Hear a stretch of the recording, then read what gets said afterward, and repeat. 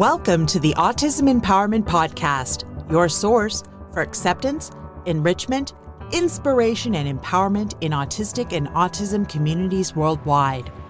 Wherever you identify in your autism or autistic journey, Autism Empowerment is here to meet you along the way. We're an autistic-led podcast, 501c3 nonprofit charity, and publisher of Spectrum Life magazine. Today's episode is called Double Back and Double Take. We're dedicating this to all our listeners who struggle with insecurity, depression, anxiety, and loneliness. We want you to know that you're not alone. You're loved. You're meant to be mighty. And we're back on the air. It's the beginning of October. Fall is in the air, and welcome to all of our podcast listeners. Hello there, Karen. Hello, John. Happy October and happy autumn to you. How's the day treating you? I'm doing great because I'm here with you and our listeners. Well, that's nice to hear. You know, it's interesting. Although we don't have a studio where we can literally see our podcast friends, I often imagine what each of you might be like. I think about what you might look like, where you live, how you learned about our show, and I think about what kind of topics you would want to hear about. I know some of our listeners are autistic and some are not. We embrace everyone, and thank you so much for tuning in. Although we may come from different life experiences and different demographics, I'd like to think that we're sisters and brothers in spirit. As such, we're creating this conversation today with you in our minds and hearts. So hello, podcast friends. Thank you for tuning in today for the Autism Empowerment Podcast. My name is Karen Krejcha, and I'm the Executive Director and co-founder of Autism Empowerment and one of your regular hosts. I'm here with my husband, John Krejcha, who is our Programs Director and other co-founder. For those of you who are listening on a regular basis, one of my key roles as the co-host is asking questions and watching out for our time. I tend to be the co-host who answers most of the questions, and admittedly, because of my enthusiasm for what I'm talking about, and perhaps because of my neurology as well, I occasionally go off on a passionate tangent and I lose track of time. So John does a good job reining me in. Although we do have our differences, John and I have now been married 29 years, and we have a passion for serving. We do have our differences, and we do have a passion for serving, for sure. Service is the key to what we do and what we're called to do. Would you explain what we're doing today, Karen? Double back and double take? Yes. So the episode that we're recording today is episode number 22, and it's called Double Back and Double Take. Why that title? First, double back. What does that mean? By definition, double back means to go back in the direction that one has come. So as an organization, Autism Empowerment, we just hit our 10-year anniversary on June 3rd, 2021. We've spent a lot of time this year, John and I, reflecting back on the journey, the good, the bad, the challenging, and the awesome. We've been talking a lot about the who, the what, the where, the when and why of autism empowerment, and how we intend to fulfill our mission and vision of effectively serving autistic and autism communities. Double back in reference to this episode actually has multiple contexts. What do you mean by that, Karen? The first meaning that I'm talking about is the process that we're going through and have gone through to determine the present and future of autism empowerment and what our programs and services look like for the people that we serve.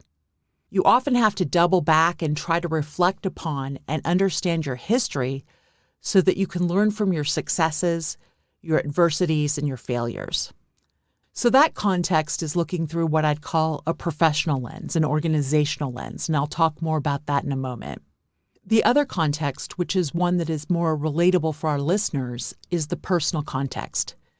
This is the evolving process where each of us practices looking back, reflecting and trying to gain insight from our own life experiences so that we're able to acknowledge where we are in our present, prioritize our current needs, understand our giftings and our strengths, and strive to create a better future for ourselves.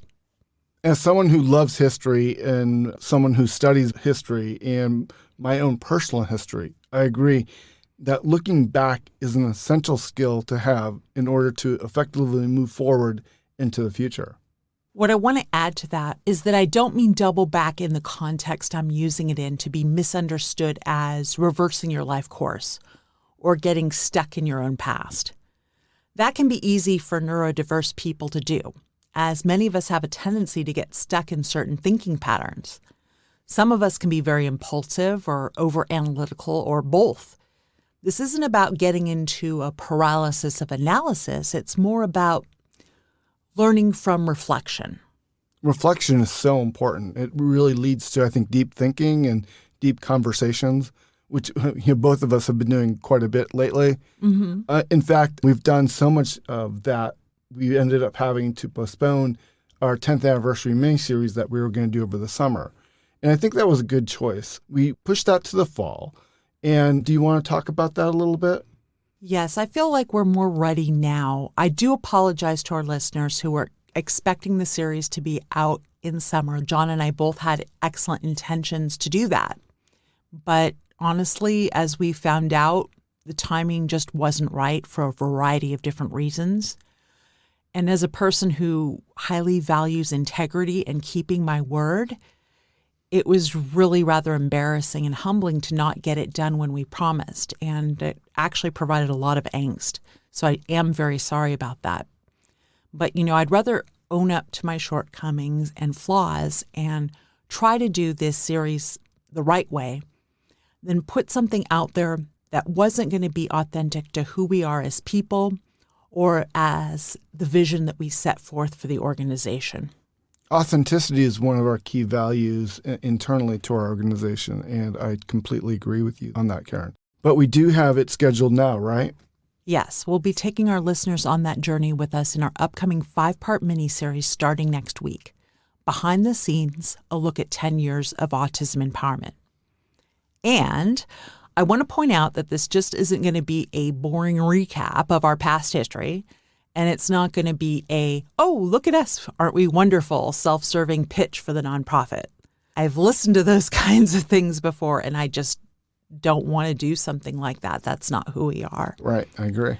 What we will be doing is including storytelling about our origins, as well as providing a lot of interesting insight into what goes on behind the scenes of the organization, things that I think a lot of people really don't know or understand. And we're going to share a lot of those fun facts that we like to do, but we're also going to let people know the importance of the work that we're planning to be doing in the future. Although there will be a little overlap with our Autism Empowerment origin story from episode 1, the first episode we did ever of our podcast, our mini-series will have new content going into the who, what, where, when, why, and how of autism empowerment. It'll go into the importance of our pillars: accept, enrich, inspire, and empower, what they mean to people who are autistic and neurodivergent, as well as to those who aren't, how we grew over the past 10 years, lessons that we learned along the way, and how you, our listener, are connected within what we call the autism empowerment community, as well as the other autism, autistic, and intersecting communities that you belong to. Well, I'm looking forward to episode 23 that will be starting next week. That brings us to the heart of today's show. We're going to be discussing the poem that you wrote for the summer 2021 issue of Spectrum Life magazine. This isn't the first time you've done a poem for us and that we've gone over it with our listeners. You're right. This will be the second time that I'll be reading a poem on this show that I've written. The first time was in episode number 9 when I read Autism Does Not Define Me, a poem that I wrote back on April 8th, 2010. That was a time when I was relatively new, relatively early in my family's autism journey. We have 2 children who were diagnosed on the spectrum in mid-2008, and then I was diagnosed after they were. And at that point, in early 2010, we hadn't yet founded Autism Empowerment. Of course, a lot has happened since that time, and it would be accurate to say that I'm really in a different season of my life right now, and I'm more mature in my age as well as in my faith. I bring that up because these poems were written over 11 years apart. They're also very differently styled. There's quite a different backstory there as well.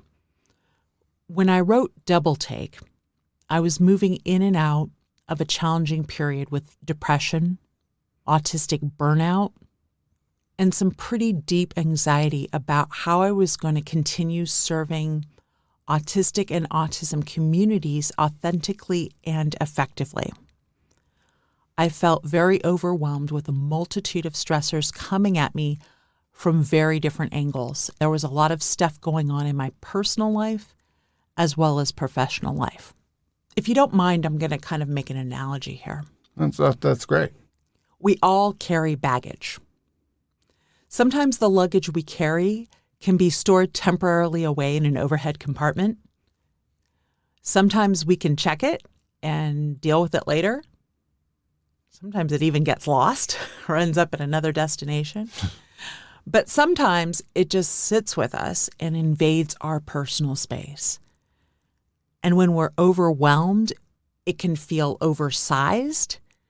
And as you know, when you carry oversized luggage, not only is it very heavy, but it comes with extra cost. I really love that analogy. It sure can come with an extra cost. Yeah.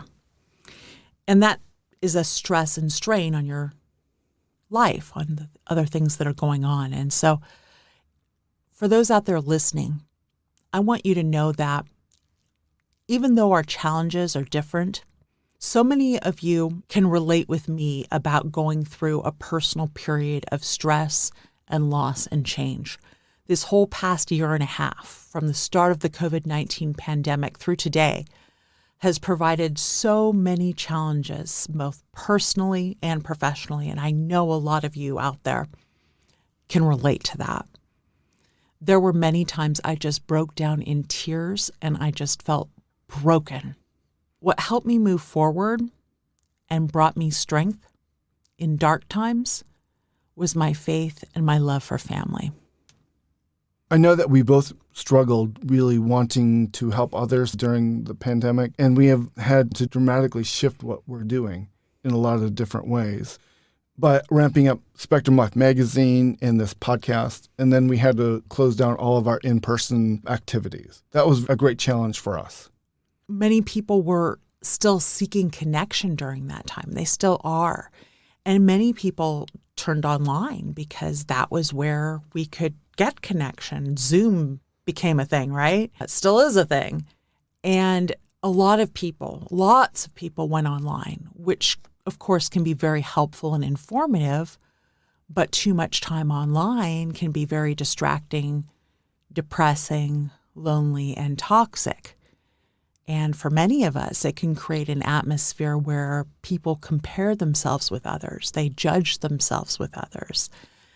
And although there certainly can be a lot of positive opportunities for learning and connection, it can also become a very lonely, tempting, dark, and evil lure, which can amplify people's insecurities and their tendencies towards addictive behavior. In my work, I need to be on social media, but I find it very unhealthy for me mentally unless it's in small doses and I can get in and out without going down distracting rabbit holes. I've seen the damage and stress it has caused to so many kind and well-meaning people.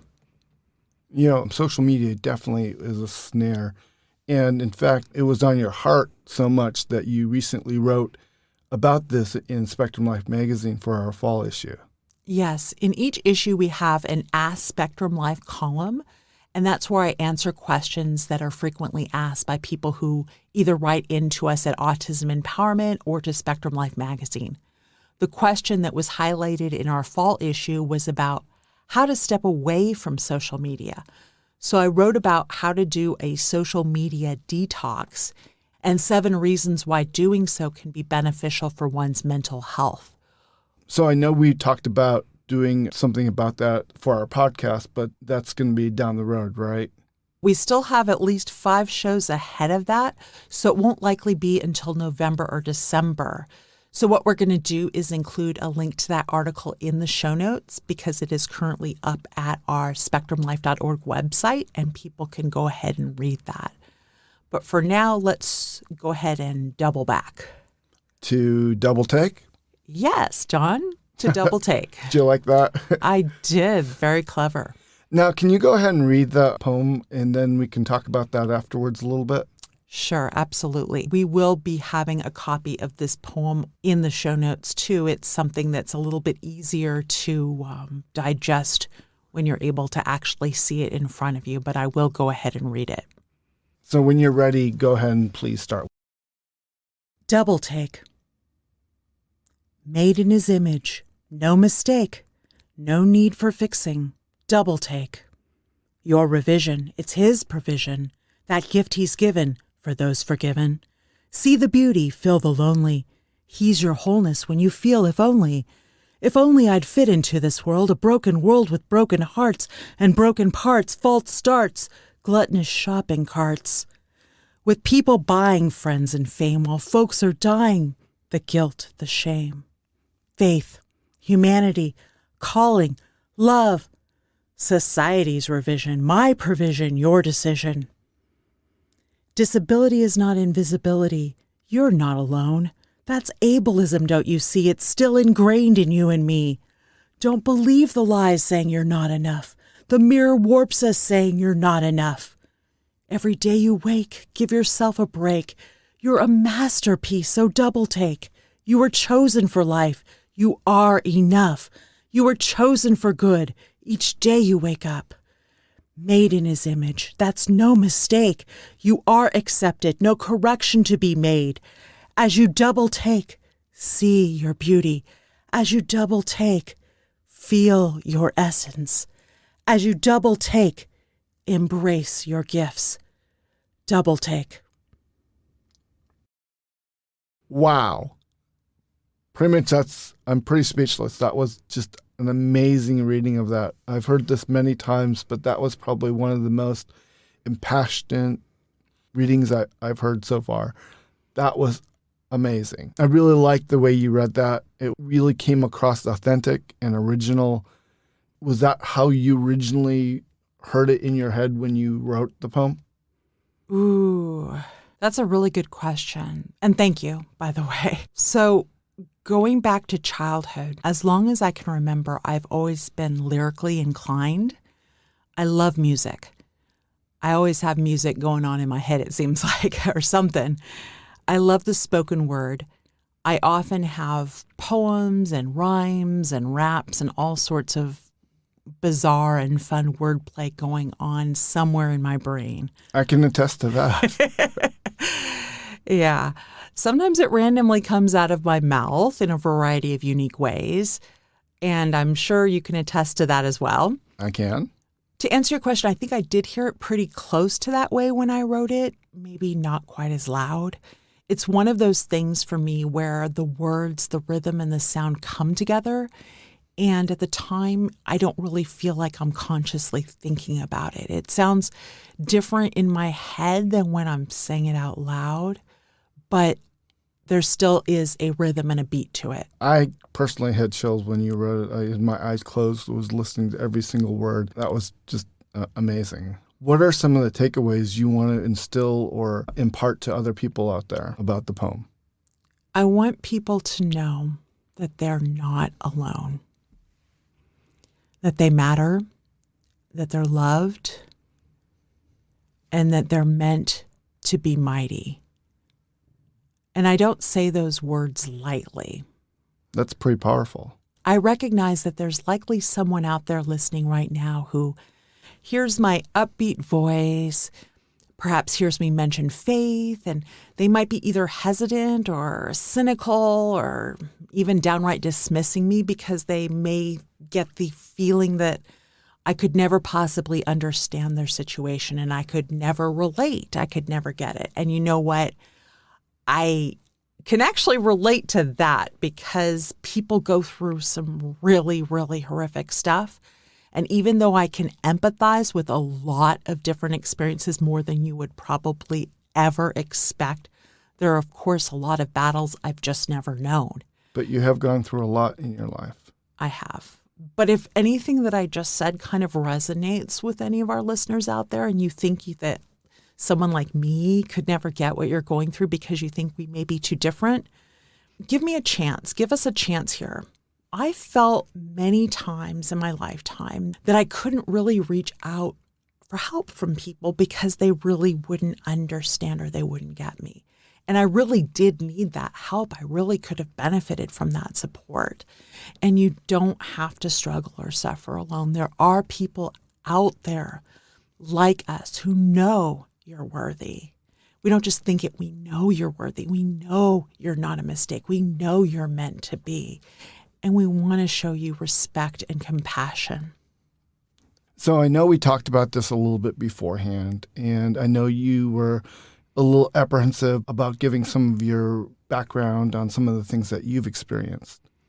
Yes, John. So let me go ahead and preface this by saying that it's taken a long time and a lot of work for me to be able to talk about some of these life experiences. But I want for our Autism Empowerment Podcast listeners to know that I am willing to share certain details about my past and what has worked and what has not worked in case it might help others or let them know that someone else authentically cares. I recognize that sharing, especially certain things, leaves me vulnerable and open to all kinds of critique and judgment, and that there are some people out there that delight on the travesties of others. And, I really can't do much about that. But as someone who was bullied as a child and has received a lot of unkind comments as an adult, it's obviously not a good feeling. But I think that this sharing is the right thing to do. And I think also from a personal standpoint, a life standpoint, and an organizational standpoint, if we're going to make meaningful efforts to destigmatize autism, to destigmatize disabilities and mental health conditions, there need to be people that are willing to talk about their experiences. I have to say there's a lot of cruel people out there that jump on that kind of stuff. So I think it's very courageous for you to do this. Thank you. And I'd like to encourage others to share their stories as well. There are a lot of really brave and courageous people out there, and I will willingly add my voice to the many that came before me, knowing, of course, that I am a work in progress. Until the day I die, I know I'm going to be still trying to better myself, utilizing the strengths and the gifts I was given and seeing how I'm able to do good with the adversity that I experienced. Well, I appreciate, and I hope our listeners appreciate your willingness to be so vulnerable. I think some of those listeners out there may even find that you are even more relatable than they ever have thought. Thanks. It's interesting you say that because growing up, I really kind of felt like I didn't relate to many people in school, particularly girls. I was okay in elementary school and had some girl friends, I guess. But once I hit middle school, I was super awkward socially. And I experienced a bunch of relationship rejections that confused and humiliated me. I battled with depression, anxiety, and suicidal thoughts from the time that I was a preteen. I had an eating disorder that started in early childhood. I've had PTSD, post-traumatic stress disorder, from a variety of different types of trauma, which I won't go into in depth, but I was the victim of a pretty bad stalking situation in college, and I'm also a sexual abuse and assault survivor. So without getting into specific details behind any of those things, let's just say that I've been through some ugly stuff. And I can attest, having those conversations, it's pretty ugly.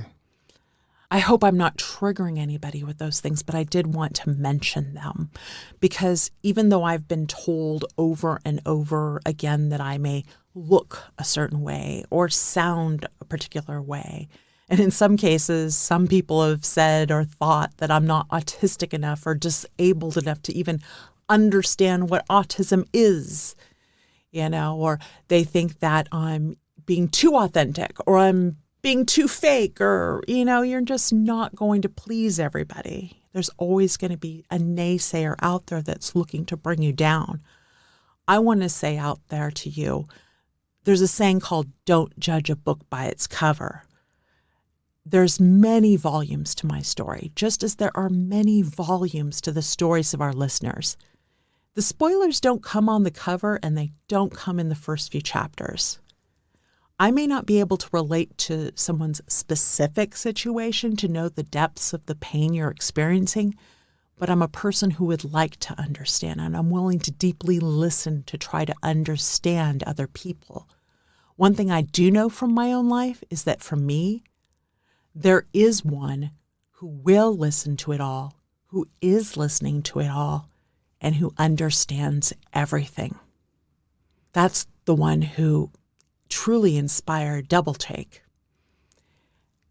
When those nagging feelings of insecurity, loneliness, anxiety, doubt, or depression creep in, that's the time to double back and double take so that you can see and open your eyes to the truly beautiful, empowered, gifted human being that you really were created to be. I have to say, I really appreciate that raw emotion from you and being vulnerable like that. That really means a lot. So you use the word double take repeatedly throughout the poem. Can you explain a little bit more about what that means? John, in preparation for your question, because I knew you were going to ask that one. You did. I looked up different definitions of double take. I know what it means to me, but I wanted to see if there was a more universal way to describe it for our listeners. Merriam-Webster says that a double take is a delayed reaction to a surprising or significant situation after an initial failure to notice anything unusual. Their example was of a son's parents doing a double take when he came home unexpectedly with a tattoo. I'd be taking a double take if our kids came home with a tattoo, or if you did. You never know. Yeah.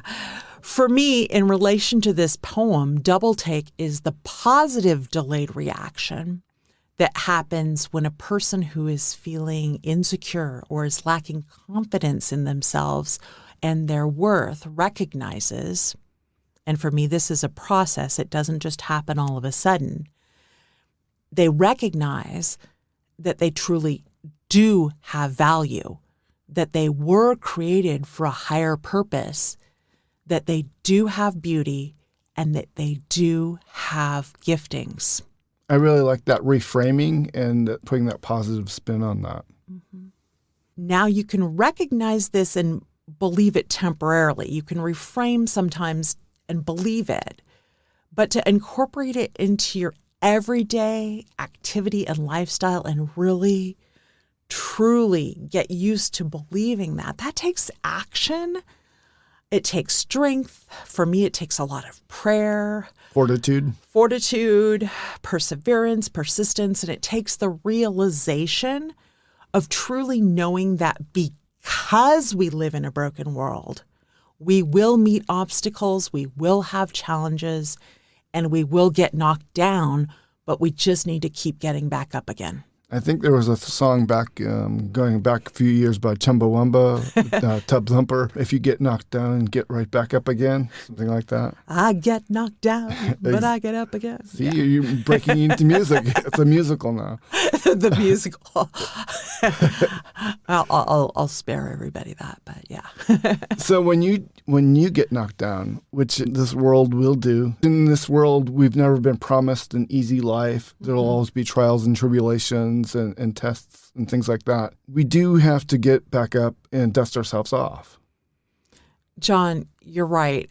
We're not promised this easy ride. In fact, I feel that I've learned so much more and I've grown so much more from my adversities than I ever have from the easy things. It actually creates perseverance. Yeah.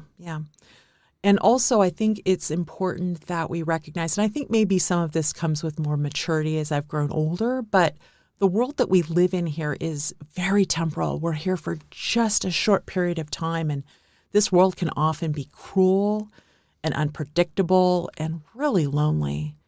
You're my best friend, John. I love you tremendously. We've been married 29 years, but you know that I struggle with depression, clinical depression, and it's real. It's real. It's deep, dark, and it stinks. And you can't just tell someone to snap out of it. I mean, it's real. No, it's very real. And if you're an autistic or neurodivergent person like myself, you may have grown up feeling like somehow you were broken rather than the world being broken. And we're all imperfect, right? Maybe you had people trying to fix you, or like a parent or a teacher or a therapist. Or perhaps you set perfectionistic standards for yourself that could never be attained because none of us are perfect. Perfectionism is often driven by fear of making mistakes, fear of disapproval, fear of judgment, and fear of not meeting impossible standards and unattainable goals. There's so much fear. Fear of letting society down. Yeah. I struggle with that a lot. That's one of those things that I'm continually working on. I'm getting better at it, but I'm continually working on it. And I've been on this earth for over 53 years. And I've learned a lot in that time. And yet it often feels like very little because as I go through different seasons in my life and continue to mature in my age and my faith, I realize that there is so much knowledge and wisdom out there to learn and to be blessed with. And I welcome it. I mean, I welcome learning. So for you out there who are listening, you're not broken. That's our world. So listening to the poem and reading it in the magazine, what really struck me was faith was so interwoven throughout the poem. Can we talk about that, the faith component, and how this tied into the overall theme? Sure, absolutely. But before I do, I want to clarify something here so that there's no confusion or miscommunication. When you and I co-founded Autism Empowerment in 2011, we did so as a 501c3 nonprofit organization. Although at that time I felt a calling from God to serve people within autistic, Asperger, and autism communities, we chose specifically not to set up the organization as a religious 501c3. It was set up as a 501c3 public charity with a charitable purpose. And that's in comparison to a religious 501c, such as a church or another type of religious organization, correct? Yes. And they have different rules. They have different procedures and filings. But I won't go off into a tangent there. The point I wanted to make is that although you and I, John, consider ourselves to be people of faith and have what we would describe as a personal relationship with the Lord, when it comes to autism empowerment, we aim to serve everyone, regardless of their faith beliefs or religious affiliation. In terms of my work, what I aim to do is show my faith through my actions. Hopefully, in doing so, I will show love and respect. And if I fail to do so, I can apologize, try to make amends, and try to do better. At Autism Empowerment, we believe in promoting a culture of autism acceptance, as well as acceptance of all abilities. A lot of that ties in with what my faith instructs me to do, which is love my neighbor. And that means your neighbor is all your neighbors, not just particular ones. Yeah, all my neighbors. So when we're talking about this, getting back to the role of faith in the poem, can you talk a little bit about that then? Yes, I wrote the poem in May 2021 while in the middle of editing 2 other writers' articles for our summer 2021 issue of Spectrum Life magazine. It wasn't pre-planned, and actually it was a really interesting experience because it was truly inspired. Generally, I'm what a lot of people would call a deep thinker. Yes, you are a very deep thinker. In fact, a lot of people who know me well would call me very intense, someone who likes to really have deep, meaningful conversations. And John, you would probably agree with that. Even at 1 or 2 o'clock in the morning. Sometimes. Much to your dismay. Yeah. Anyway, generally I'm a deep thinker. And when I'm writing something, I take a long time to revise my work if it's a personal type of thing. That's your perfectionism. Yeah. And oftentimes I have a hard time getting started. That first paragraph is often the most difficult one to do. Executive functioning. Okay. I feel seen. True. But with Double Take, I was inspired by my faith and everything flowed. As I mentioned, I was in the middle of editing 2 other writers' articles, as well as trying to balance out the layout of the issue. Of course you were. Right in the middle. Yeah. And how it was going to flow from a storytelling perspective when a feeling came over me and a voice came to me that said double take. Words started to flow in my head, spoken word poetry style, almost like a rap. This is something that happens to me on occasion. Usually I just kind of let it go in my head while I'm still working on stuff. But for some reason, I had an urge this time to record it. So what I did was I opened another window in Google Docs. Yet another window? Hey. Sorry. It's okay. Truth be known, I probably had a couple dozen other windows open already. And I typed in 2 words, double take. Then I started doing spoken word poetry in my head, and within 10 minutes, the first draft of the poem came out. Then I went back to work on other things because I still needed to finish those 2 articles I was working on. And it wasn't long before I realized that I was going to include that poem in the magazine. It was for me, but really, I recognized almost immediately it was for we, capital W, capital E, we, all of us who feel broken and depressed and anxious and need that inspiration or perhaps that reminder that we're meant to be. And although I don't know who's read it and I don't know who's listened to it, what I can be sure of is that I was intended and inspired to write it for someone out there to hear. Perhaps you're that person. If so, please let me know.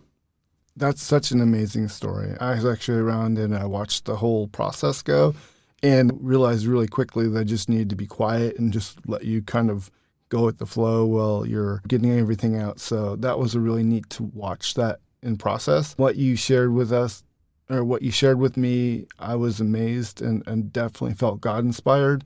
It also made me think of all of the other people out there, or some of our listeners out there who are struggling with burnout, with stress, with anxiety, loneliness, depression, and a whole host of all of the pressures that this world is putting on them right now. And so thank you so much for your inspiration in putting this together. Well, John, you're very welcome. But to be truthful, I really feel that the thanks and I feel like the glory needs to be given to God for this poem. I believe that it was meant to be written and shared, and that the people that are meant to see and hear it will. And so again, we will be putting a copy of that in our show notes. If people want to print it out, we can give a link to the PDF version of it as well. So thank you. I do believe it was meant to be seen by a lot of people. Before I do go and turn this back over to you to close us out, I want to thank you for sharing all of the information. I want to thank all of our listeners for tuning in and staying with us. And thank you for everything. Karen, back to you. John, thank you so much again for another great show, my podcasting partner. I recognize that I am a deeply flawed person, but I do know this. I am meant to serve, and as long as I have days on this earth, I will do my best to help equip and empower others to live fulfilling, purposeful lives. As tough as it may seem right now, please know you are not alone. Please know that you are enough. You are meant to be. Double take. We're in this together. You are loved. We appreciate you hanging out with us and thank you for your time. You've been listening to the Autism Empowerment Podcast. If you'd like to get connected with our community as well as all the great support and content we have planned for the future, please hit the subscribe button and visit www.autismempowermentpodcast.org for show notes, transcripts, social media details, Spectrum Life magazine, and more. As a 501c3 nonprofit charity, we rely upon support from listeners like you to produce our podcast and other programs. We appreciate you leaving a positive review, sharing us with your family and friends, and considering a tax-deductible donation today. Thank you again.